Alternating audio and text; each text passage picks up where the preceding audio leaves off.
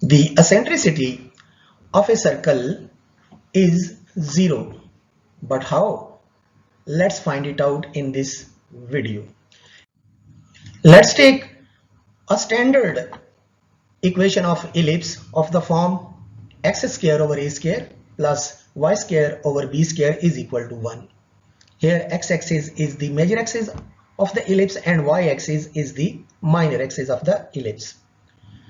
The terms in the denominator a and b are a is the semi-major axis and b is the semi-minor axis of this ellipse.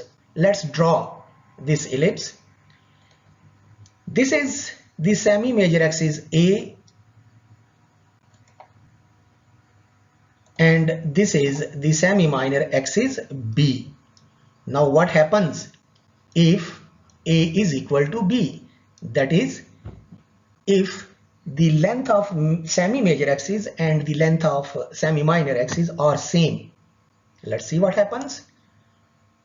This ellipse becomes a circle.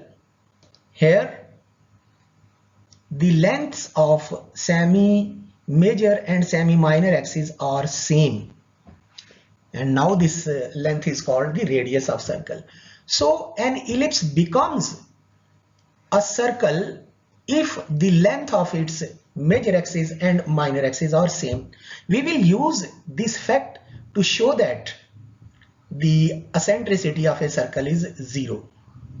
For this, we take the expression for the eccentricity of ellipse as c square is equal to a square minus b square, where the term c is the product of semi-major axis and eccentricity of ellipse.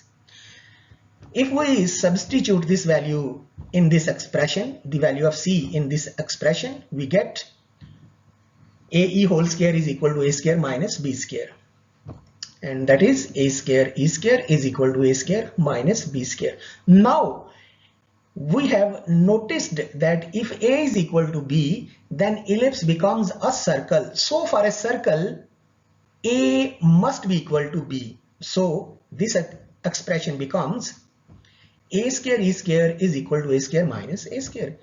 A square minus a square will cancel out each other. So e square will be equal to 0 because a square is not equal to 0. That is length of semi major axis may not be 0 or cannot be 0. So e square will be 0. So we can say that e is equal to 0. Hence the eccentricity of the circle is 0. Hope you enjoyed the video.